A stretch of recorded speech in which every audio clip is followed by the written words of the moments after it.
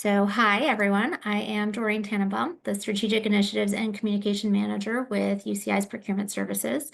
We have guest presenters today from Club Colors. We have Chris and Lindsay, one of our branding solution suppliers.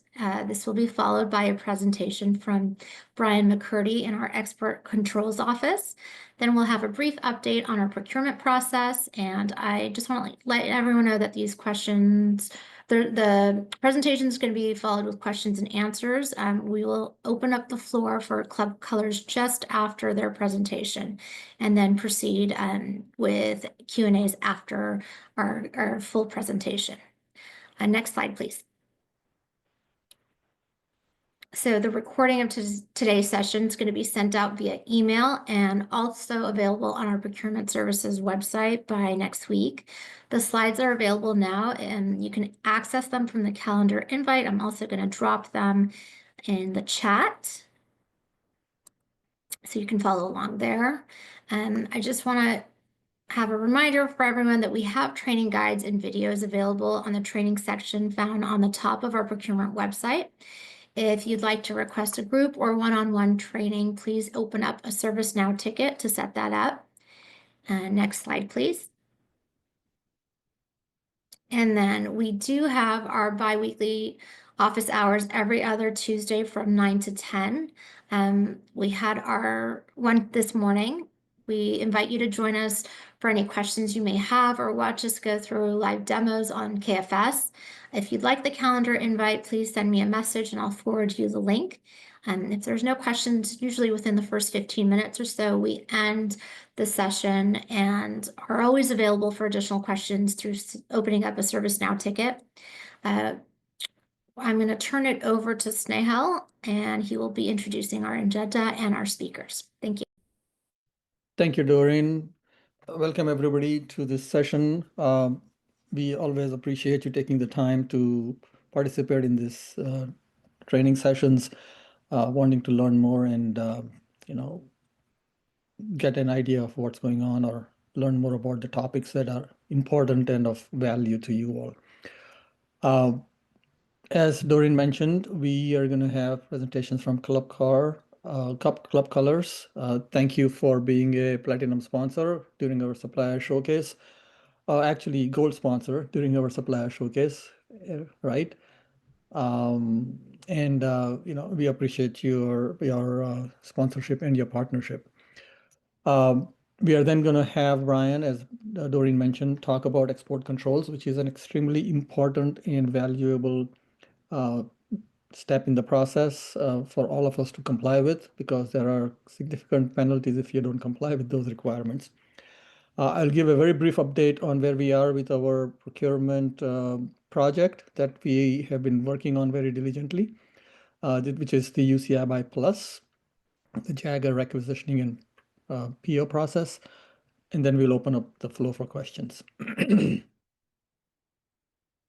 Next slide, please.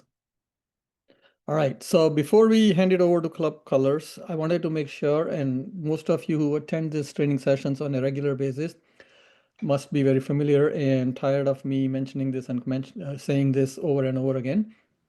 But I want to make sure that I reiterate to everybody, for those who may be joining for the first time, that complying with the policies and procedures is everybody's responsibility and not just central procurement. Anybody who is making any kind of purchases need to be aware of the various policies that we have in place. A few of these are listed here. BUS 43 is a UCOP, Office of the President policy, which is applicable to everybody across the board in all campuses and medical centers at UC. 707-10 is a UCI guidelines, actually, that talk about what is in the BUS 43 and many other regulations. California Public Code requires us to do competitive bidding, and uniform guidance is a federal requirement. We have to comply by those for us to be able to continue receiving federal grants. Small Business First is a UC policy that we also want to adhere to, and covered services actually is a UC policy, as well as Now some portions of it is actually a state bill, so Senate bill. So we have to comply by those requirements. Anytime you make any purchases on your using your own funds, unless they are valid and qualified, you may not be reimbursed. So you have to be careful of how you spend the money. And please reach out to us if you have any questions or concerns with any of the policies or compliance requirements. Next. All right. With that, I'm going to hand it over to Club Colors for them to go ahead and. All right. Well, thank you so much for having us today. I'll get us kick-started here. Club Colors, at the end of the day, what we pride ourselves on is creating inspiring brand experiences that go beyond product. Next slide, please. So a little bit about who we are as an organization. We enter the picture as a contracted supplier on campus. We were competitively awarded a promotional RFP that was issued through UCLA and the University of California system request.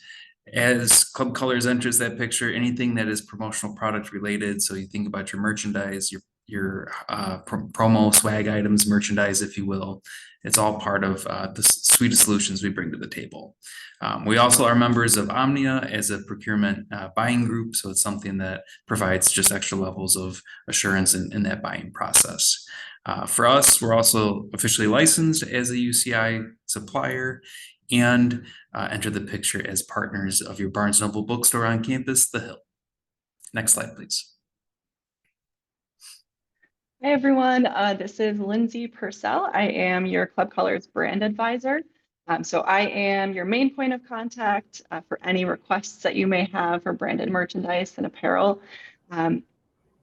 Please raise your hand or give me your best zot if you have received one of these new employee welcome boxes or know somebody who has received one. I see a couple hands here. I love it. Love it, love it. So this is a project that we are super proud of to have been a part of and currently are a part of for human resources. This is a welcome box that every new employee, staff, and faculty receive and are welcome to campus with. This, I think, is a wonderful representation of many of the solutions that we provide for your campus.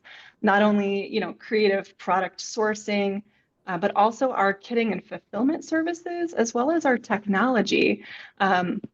Because as many of you know, the box incorporated in this program is the ability to have a unique code that you can redeem on a exclusive website to receive your UCI jacket as well. So we'll dive in a little bit more on our technology and pop shop solutions later, but I just think that this project is a great representation of a lot of the things that we're proud to have as resources for you.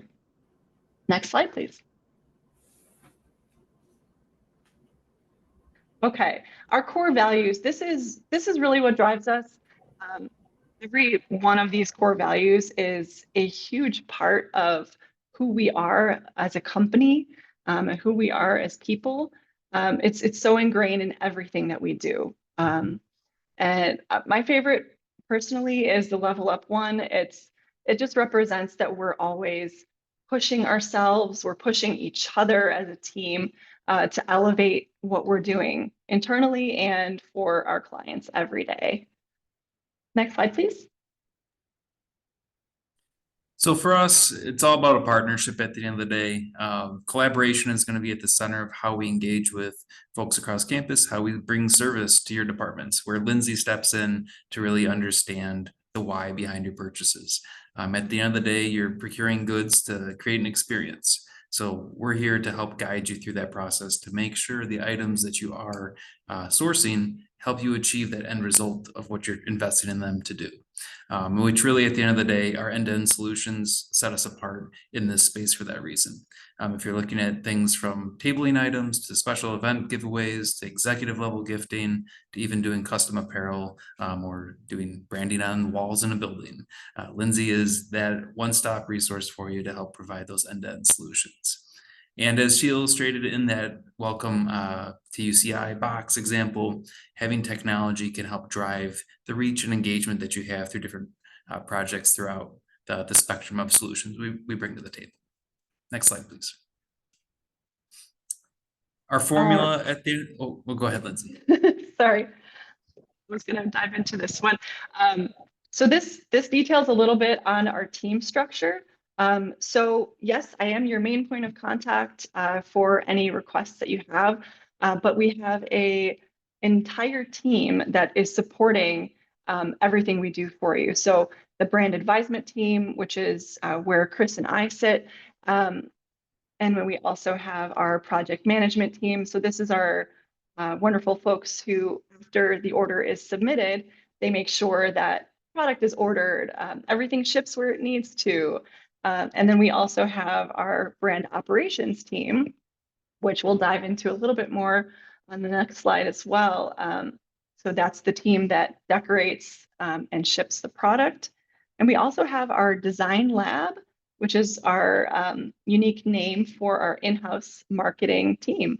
So that's all our graphic designers, our web developers, the whole creative team that is here to be a resource to you. Next slide, please. All right, so diving a little bit more into our brand operations team. This is the team that really makes it all happen. And we're super proud to have an in-house production team, which is something that really sets us apart within this industry. Not all suppliers for branded merchandise and apparel have their own in-house production capabilities. So this is something that we're super proud of. It adds a ton of value and benefit, quality control, pricing flexibility, which we can pass along to our clients, and control over the sustainable materials and practices that are followed for production. So many important reasons why we're glad to have our in-house production team. Next slide, please. So when it comes to digital experiences and this technology that we've hinted at earlier in the presentation, these are just some great applications for how that is used to engage with your brand to your audiences. From things like pop shops, which are our temporary storefronts that can get popped up, as the name indicates, for a set period of time. Basically, it creates a merchandising opportunity for you to bring on-branded merchandise that you couldn't get at the bookstore, you couldn't get anywhere else, to bring to your audience. A great application of this is Parent and Family Weekend. That's exactly the example you'll see at the center screen here. We partnered with the University of Alabama last fall to help them bring a special merchandise drop for the anticipation of Parent and Family Weekend. So a signature design that was dropped on a short sleeve, a long sleeve tee, hoodie, and a crew neck that then could be offered up to the marketplace so folks could go on, redeem those items that they wanted to procure, and then ultimately it created a fundraising opportunity for folks to empower that parent and family program before they came back to Tuscaloosa that fall. Another application you'll see is the brand shops or healthware shops. These are examples of living, breathing kind of retail shopping environments. They're print on demand, everything's made on demand, no inventory commitments. More of a strategic conversation that we'll have with folks that would have interest in that. But it's a great way to help create opportunities to merchandise with apparel, different giveaway items that at the end of the day, you couldn't have offered through your traditional retail channels. So if there's ever an interest in that, Lindsay's the one where you start that conversation. But at the end of the day, technology is here to help you reach your folks in a different way. Next slide, please. For us, sustainability is first and foremost something that we take seriously. Lindsay mentioned our brand operations team earlier, but a great illustration of how we have invested into sustainable practices comes to light in our screen printing process. So for those of you that are familiar with screen print, there's all sorts of different inks and different things that are used to produce screen printed t-shirts. We invested in what we call our eco-rinse machine, which greatly reduced our water waste consumption from a production lens. So when you think about your traditional screen printers that are using a pressure washer to clean those screens, you're talking about up to 2 gallons of water waste per individual screen to make a t-shirt. Our machinery that we've invested in reduces that by 85%, down to cleaning 4 screens at one time with a single pint of water. Also because of the types of inks we've invested in. So all part of how things get made that aren't always front of mind when you think about sustainability. So wanted to highlight those for folks on the call. Also, when you're trying to procure items, if you're trying to create merchandise that's on brand and also ties in a sustainable message and practice, Lindsay can help you curate and tailor any proposal you would need with items that take that message to heart. For us, ethical business practices are always front of mind. We've been FLA certified for a number of years, so your Fair Labor Association is something that we take very seriously, and you never have to lose sleep at night about how or where things are made. Next slide, please. So for us, that'll wrap up the presentation. I think Lindsay has a couple closing words. I do, yes. Okay, so a couple of fun things to say thank you for sitting with our presentation and being a great audience. I'm going to throw a link in the chat for a form to submit a raffle entry. So we'll pick the winner after we log off the call. We'll give, let's say I should give some time for you to fill out the form. We'll give until the end of the day tomorrow to fill out the form to submit a raffle entry. And the grand prize for that will be a custom branded Owala tumbler with your choice of UCI logo. And then I also have a fun additional prize for anyone who reaches out to me this week with a request for embroidery specifically. You'll receive your choice of a free hat, tote bag, or backpack with the logo for that given project. And so I will throw all this information in the chat for you. But at the end of the day, I wanted to just say thank you so much for allowing us to present today and for being such amazing partners. We love working with your campus and can't thank you enough for the opportunity. And really looking forward to meeting more of you that are on this call that we may not have met yet, and learning more about your roles and the events and initiatives that you're planning for this year. So super excited for what's ahead for Club Colors and UCI as amazing partners. So thank you so much again. And we can open up the floor, I think, for Q&A as well, right, Doreen? Yes, if anyone has any questions, please go ahead and type it in the chat right now. We'll leave about 1 minute for Q&A. Otherwise, you can always email Lindsay directly for any of your questions. Thanks for those links, Lindsay.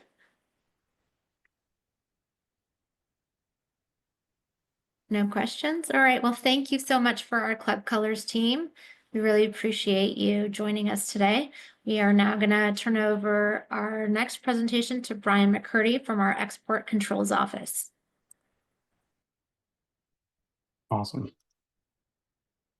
Thanks, Doreen. And good afternoon, everyone. It's a pleasure to be here with you today to discuss export controls compliance at UCI and how export controls compliance intersects with procurement activities on campus.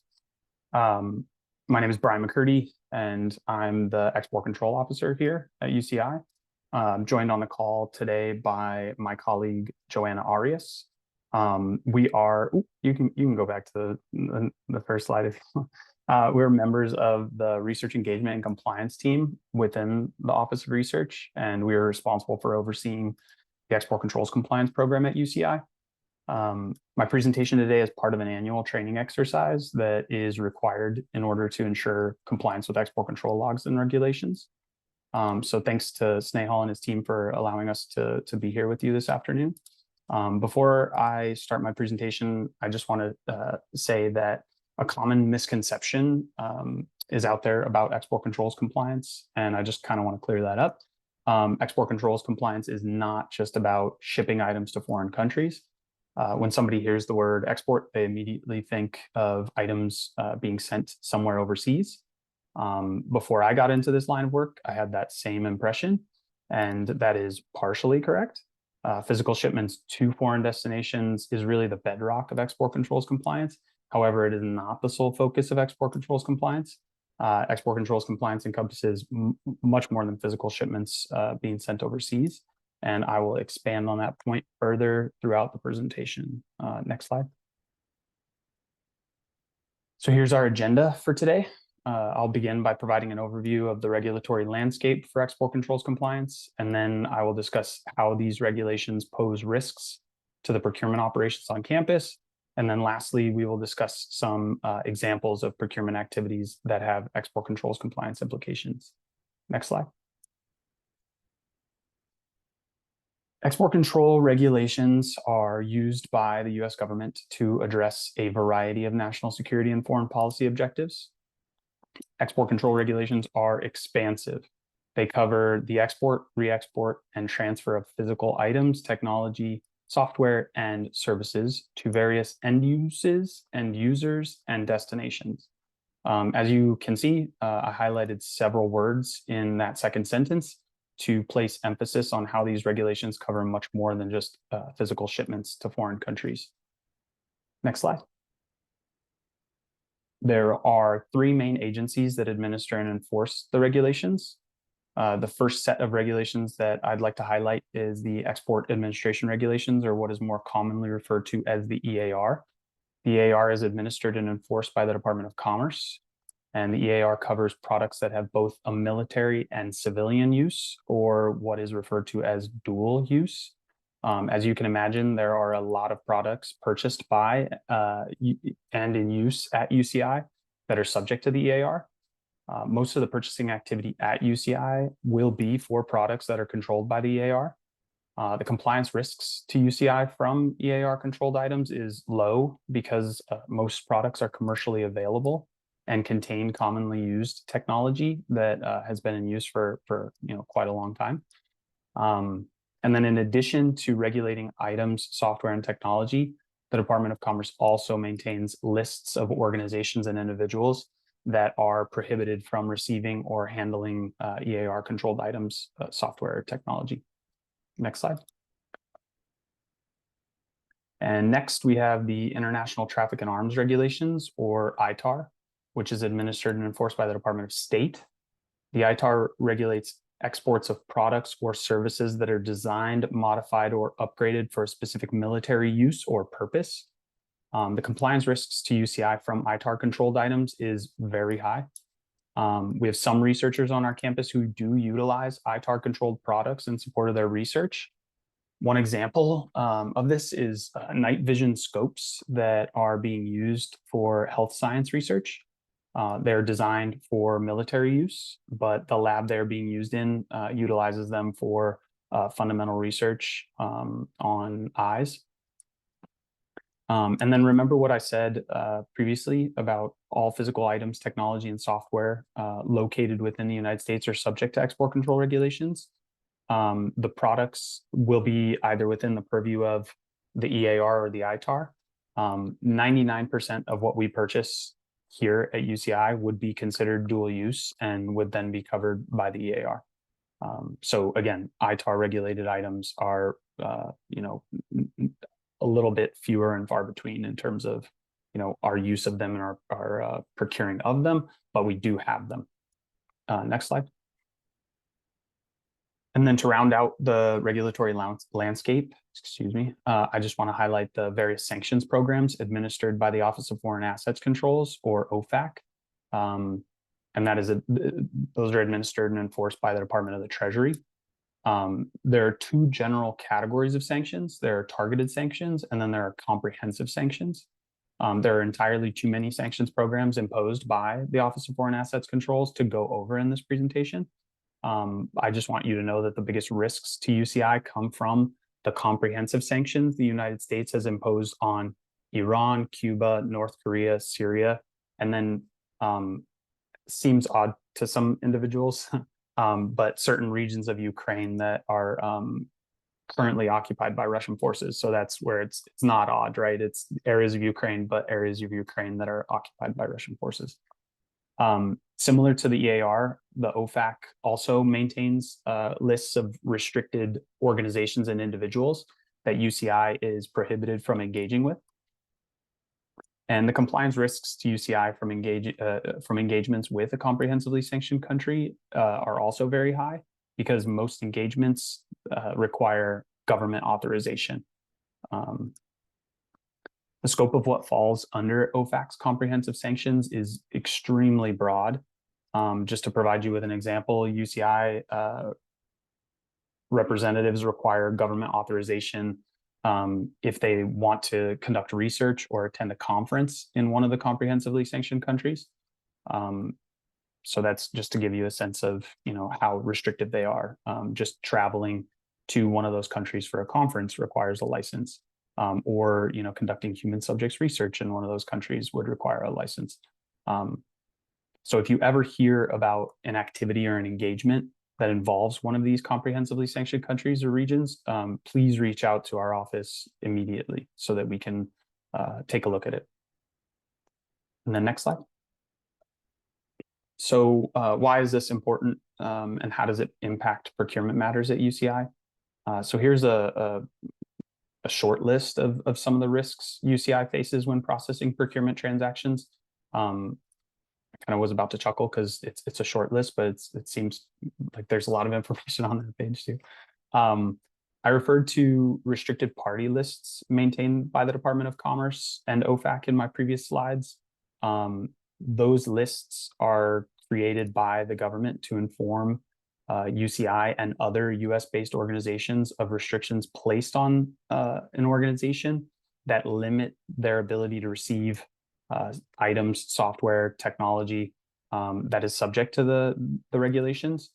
And then additionally, there are also lists which restrict UCI from sending money to certain organizations and individuals.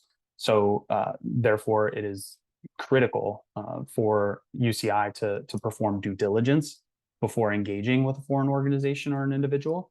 And so to address this risk, the procurement staff, as well as some others on campus for other transactions, utilize a screening tool that we have here to vet foreign vendors and suppliers that we are interested in engaging with.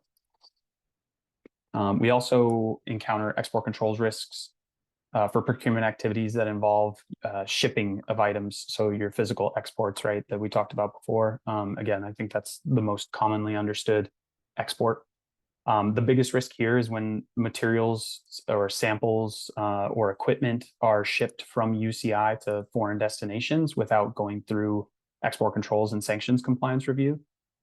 We have a ton of FedEx accounts on campus, and they make it very easy for all of our researchers, faculty to ship items abroad.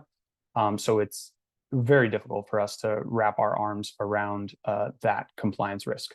We lack a central shipping system or a university mandate to undergo export controls review for international shipments.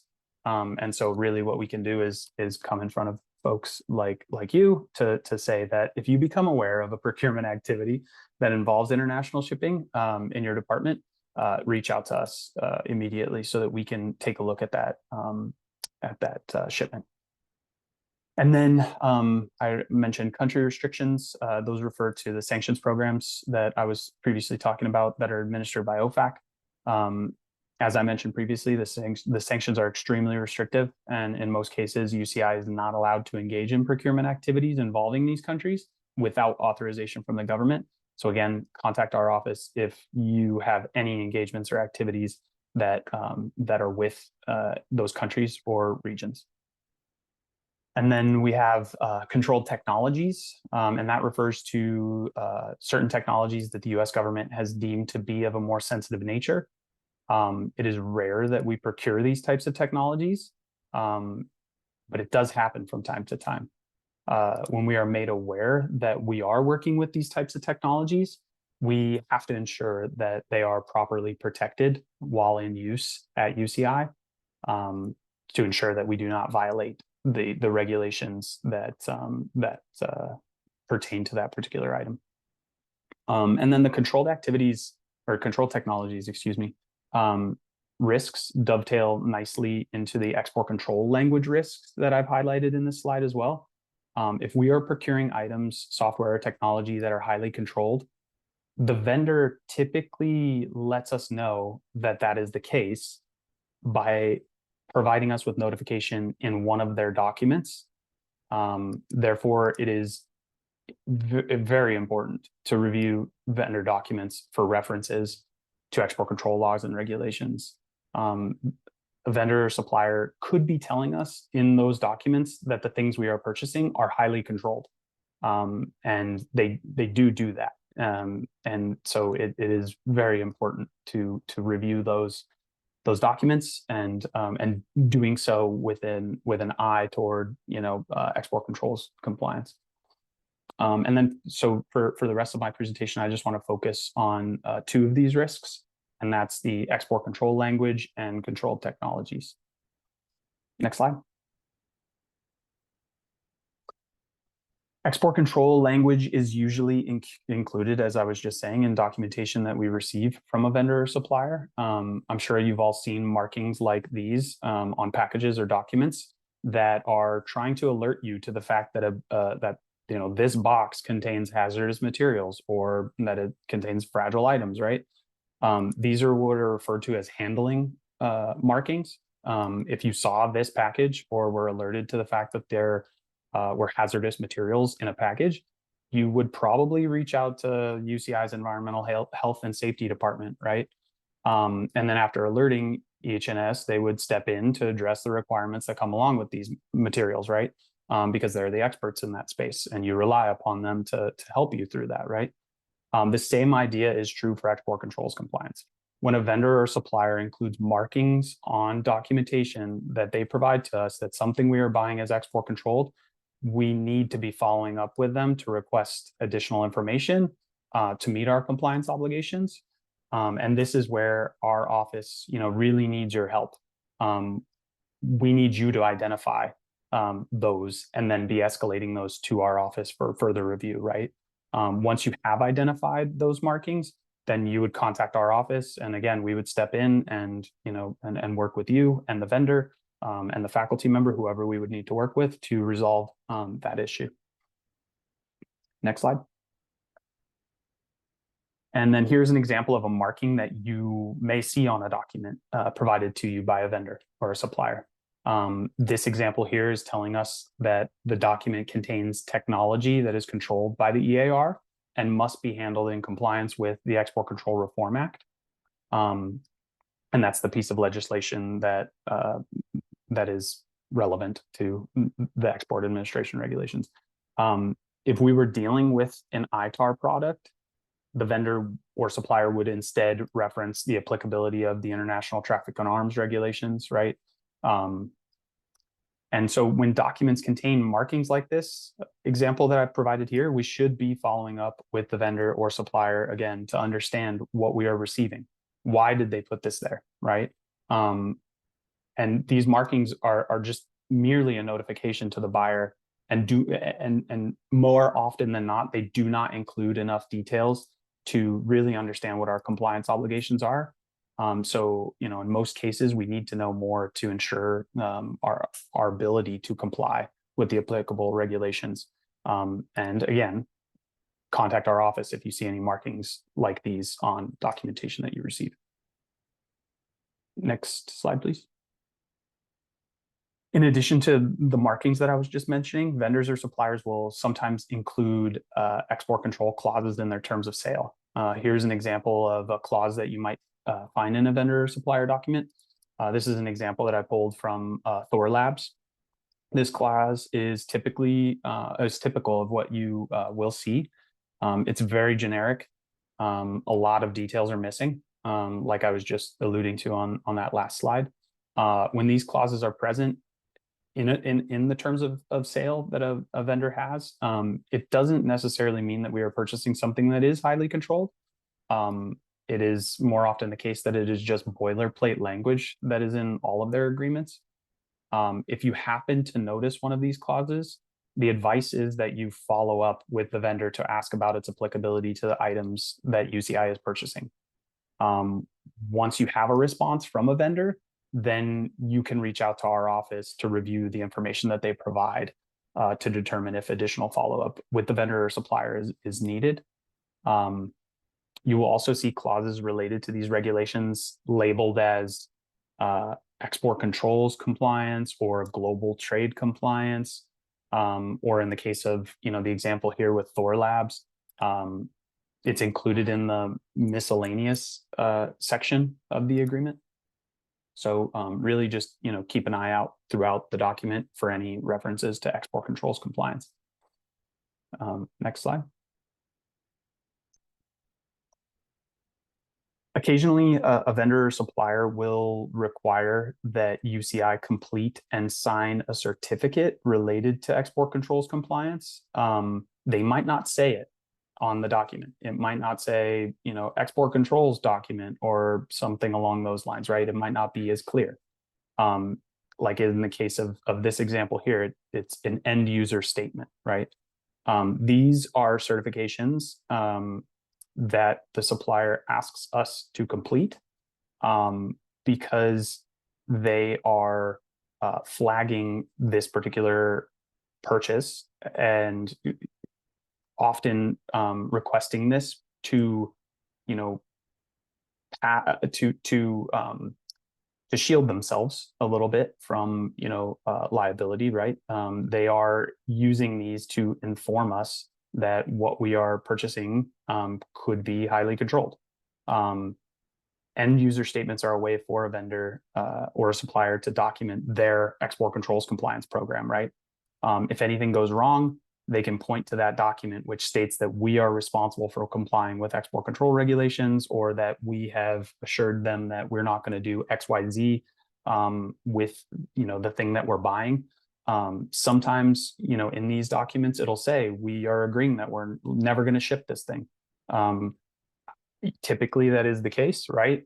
Usually the things that we are procuring at UCI stay at UCI, but there could be occasion when that isn't the case, right? And are we agreeing to that and then, not fulfilling our obligations on the back end if they end up, if they end up getting sent somewhere else? So it's really important for us to be examining these type of documents. So when a vendor or supplier is asking for an end user statement, an end use statement, or an end user certificate or anything like that, those need to be sent to our office for review. We need to take a look at those because typically the underlying reason that they're requesting those is because we are buying something that is highly controlled. Next slide. Now, I'll just show a couple of examples of controlled products. In very rare instances, as I mentioned before, UCI does need to purchase equipment or software that is highly controlled. And again, typically that the highly controlled status really is more about the international traffic in arms regulations, right? And in these cases, when we are buying something that is highly controlled, it's the responsibility of the vendor or the supplier to provide UCI with advance notice that we are receiving or purchasing something that is highly controlled, and for them to let us know of the control status for that particular item, right? Because working with these items is so restrictive that it is critical for that vendor to identify that fact before then supplying it to a purchaser, right? Because that really then would give rise to the proper protections and that are required to purchase something like that, and then to use something like that, right? I've included 3 examples of equipment that could be purchased in support of research here at UCI. These examples I've pulled from not only my short time here at UCI, but then also from my prior experience at a different UC campus. The yellow torpedo-shaped object at the top of the slide is a highly controlled autonomous underwater vehicle. that some researchers use for oceanographic research or marine biology research. And then the next item on your lower left is a highly controlled camera. It doesn't look, it just looks like a camera lens or something like that, right? But it is a highly controlled camera that is sold by FLIR. A lot of products that are sold by FLIR are highly controlled, and it can be used in support of a ton of different applications at UCI. And then lastly, there are certain chemicals that are highly controlled for export controls compliance purposes. I kind of made the mistake of having one with a label on it. Chloride is not a highly controlled chemical from an export controls compliance perspective. So just kind of ignore the label. Just kind of know that some chemicals do have are highly controlled for export controls compliance. Items such as these would require our campus to establish safeguards for their use while they're at UCI, right? And this is not an exhaustive list of what is highly controlled. It's just a little bit of food for thought. So next slide. And then this slide has a couple of examples of how this will come up at UCI. So you can read over those examples. And then in addition to these examples, I just want to provide you with an example from many, many years ago. Back in, I believe it was sometime around maybe 2016, 2017, somewhere around there. The UC system filed a disclosure, a voluntary disclosure to the Department of State to inform the federal government that almost all of our campuses had accidentally violated the international traffic in arms regulations. The violations occurred when international students and scholars who were studying and conducting research at UCI or UC were exposed to highly controlled cameras and the technical information related to those cameras, which was also ITAR controlled. And when we conducted an internal review of the circumstances surrounding the violation, it was revealed that most vendors and the suppliers informed the UC of the control status of those cameras before they were provided to the institution. And in some instances, individuals signed off on the documentation stating that we were going to comply with these regulations without knowing what the compliance obligations were.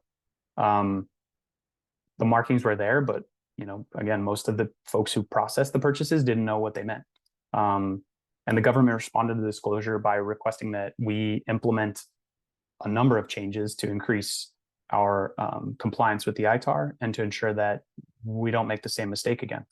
One of the commitments that we made to the federal government pertained to training purchasing staff on what the regulations are and how to spot issues to then escalate to the export control staff, myself and Joanna.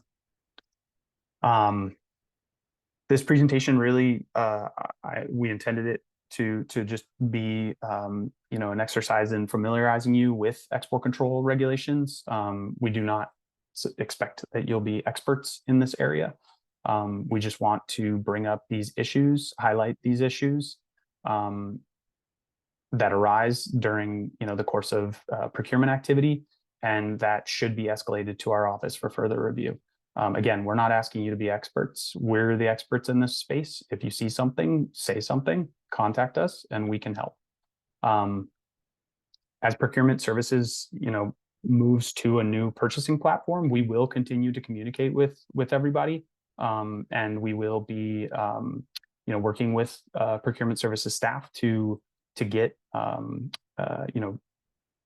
to get our needs met for that new purchasing platform. So we will be, export controls compliance questions will be a part of that, that new platform. But until that happens, until that goes live, we really still need you to be spotting these issues and to bring them to our attention. And we will, again, have, we will be a part of the training opportunities that are provided for that new system whenever those, that comes up. And then next slide.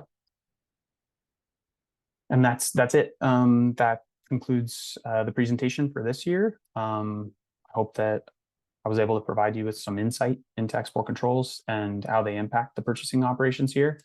And Joanna and I are always here to help. You can ask us questions whenever you want. And that could be at the end of this presentation, or a day or two from now, or weeks or months from now. We're here for you. That's what we do. That's what we're here to do, is to support you. So please reach out whenever you need us. And I will turn it back over to Doreen or Snehal. Thank you very much, Brian. Really appreciate your support and the partnership in making sure that we and the university as a whole stay in compliance with all the export control requirements. And we do appreciate you taking the time to actually come and speak to all the departmental buyers and give them a good overview of what export control is, where it applies. And it's not always easy to spot and find, oh, this is a situation where we may need export controls advice. So yeah, as a caution, I think it's better for us to err on the side of being conservative and run it by you whenever we are in doubt, rather than make any assumptions and assume that it may not require your input. So that's the thing I would like to also share is, if you are in doubt, just reach out to export control and let them make the determination that it's required or not. So we appreciate that. Interestingly enough, Doreen had showed the first slide where it said all the trainings that we have available. The very first one on that was from April 16, 2024, where it was export control and a procurement process update. Very coincidentally, we are talking about that right exactly at the 1 year mark. And it's the same two topics. So thank you again, Brian. Appreciate it very much. I'm going to switch gears. And as Brian actually alluded to, I'm going to give you a very high level update on where we are with our procurement system update and the changes we are making to the systems. Many of you were part of the evaluations or looking at the end-to-end procurement project and seeing where we have the challenges and what are our opportunities for improvement in our processes. And the outcome of that entire analysis was the fact that we realized that KFS has its own limitations. And originally we were looking to see what we need to do to update KFS to meet many of our requirements. But in the end, we realized that we will still be short of many of the features that we would want if we were to continue to expand or put features in KFS. So the decision was made for us to actually go ahead and invest in the UCI buy platform, which is the Jagger platform that we have, and add a module from Jagger, which is called the requisitioning module, that would allow us to add a few more additional features that the schools and the units and the departments actually said that they would like to see. So, we got the approval from our CFO and Vice Chancellor to actually invest in this module. And we are going to now be implementing what we are going to call UCI Buy Plus, meaning that not only will we be able to have our catalog purchases through UCI Buy, but we'll also be doing all our non-catalog purchases through UCI Buy. The main benefits that we expect from this is for all of you to have a better experience in actually processing and getting your requisitions through the system. It definitely is going to increase the efficiency in our processes, which is really our ultimate goal. And the features on the right that you see, the new features that will help with some of these, is basically the advanced catalog shopping and non-catalog shopping purchases that we are going to have will have a user-friendly interface. Right now, everybody complains that they don't know the status of their PO as to where it is and what's holding it up. With the new system, you will be able to actually have a visibility on where exactly in the workflow the requisition is and who's basically working on it or whose approvals are required for these requisitions to get through the system. We're also going to allow the requisitions to be sent back to the requisitioner or the departmental buyer, who can then make the necessary corrections and updates and resubmit it. This morning in the office hours, somebody kind of raised that as a pain point, that today we don't have the ability to send it back to somebody. We have to actually disapprove the requisition and have to resubmit it as a new requisition. So this system will allow us to go back and have things sent back for corrections.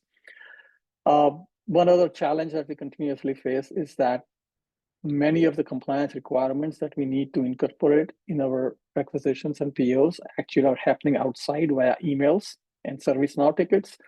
And we are trying to incorporate as much of our compliance requirements into the workflow so that it doesn't have to be done outside the system. And the exceptional approvals for PELCARs also currently are happening all via emails or ServiceNow tickets, where somebody asks for an exceptional approval. And we are trying to get away from all those manual back and forths and try to incorporate that into the system. The third goal that we had about maximizing our procurement savings, that is related to actually use of our contracted suppliers. I think we have shared with you all multiple times that having contracted suppliers really helps improve a lot of the efficiencies, but not only that, it also helps provide much more savings to the units. And we are going to try to incorporate that into the system, where you will be guided to what are our contracted suppliers for the various categories of purchases, so that you can generate and have those savings. Most important, this is really not the end all be all. There are a lot of areas within procurement and the end-to-end procurement process that are not going to get impacted. As I mentioned, this is strictly for the requisition and the PO process. The contracting is not contracting, and the authoring and execution is not part of this current enhancement. That's something that we'll be looking at down the road. The PELCAR reconciliation and equipment inventory management is not going to happen in Jagger. It will continue in KFS. And all the other financial systems all the financial transactions that you conduct using KFS will continue to remain in KFS. So KFS will remain our ERP system for all financials. So all the PREC, invoicement, in payments, the DVs, TM, all of that will continue to stay in KFS. Vendor onboarding is not changing. That's going to remain in Payment Works. And recharges also will continue to happen in KFS. Wanted to make sure that people are clear about what is changing and what's not changing. The next slide. And this one really just gives you a very high level overview of the timeline. Essentially, as I mentioned, many of you are part of the planning of the design, discovery, and analysis of the end-to-end procurement process. In the design phase, we determined that we wanted to go with the Jagger requisitioning system. And now we are in the implementation phase, where a lot of effort and energy is being spent in building and designing the system. And our KFS IT folks are helping us with the integration of the Jagger's requisitioning system with the KFS, so that we can have the POs imported back into KFS for invoicing and payment purposes. So just to be clear, most people will end up working now in two systems, both in Jagger, which is UCI Buy Plus, and KFS when it comes to making purchases. But hopefully it will create a lot more efficiencies, and you will be fine with that. Our current plan is to go live sometime towards the end of November. I know that we have already had the first set of one-on-one meetings with all the units. We had more than 40 meetings with over 400 people. And hopefully all of you were part of those meetings and were engaged in that to give everybody an update of this new project and to get feedback on what do they do in their units currently. Next set of meetings are going to be starting sometime in June, where we are going to talk about what this system is all about and give you a very high level kind of trailer of what this system is going to be. And then we will have, of course, one-on-one trainings for the new system and then post go live. That's just a high-level update. Next slide. I think we are at the end of the presentations. And yeah, here's just the resources if you ever need to go back and look at them. We'll open up the floor for questions. We are hoping to have more time for Q&A, but looks like we only have a couple of minutes. If anybody has any questions, please go ahead and unmute yourself and or put it in the chat.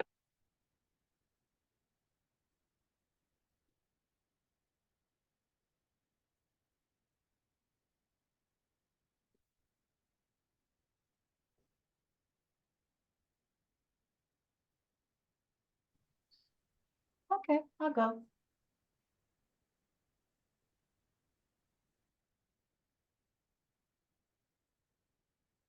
No questions? Either for Brian or for us?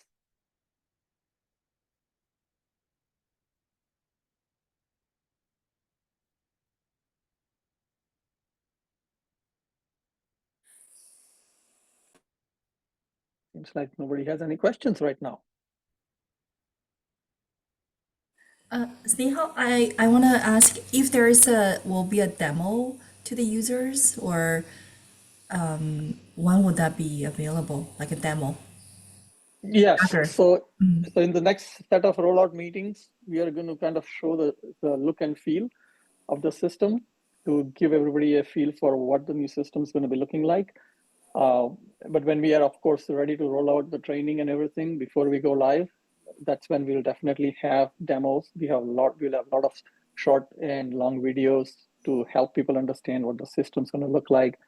We are also going to have role-based training available for all the various users, so they know exactly what their role is and how they would be utilizing the system. So we will have a look and feel demo in the next rollout meetings we will be having with the units starting in June. Oh, that's great. Thank you. Yep, because demo is a big word. Demo can be a very Yes. exhaustive 2-hour demo, or it can be a 5-minute, preview. So yeah, That's great. Thank you. you're most welcome. All right. If there are no other questions, please make sure to fill out the survey and give us your feedback on what kind of things you would like to see in this training, what topics are of importance to you, and how we can make this training sessions more meaningful and useful for you all, because this is all really for you. This is essentially your meeting that we are trying to help you understand all the requirements. But otherwise, thank you all for attending. Appreciate your time, and we'll see you next time.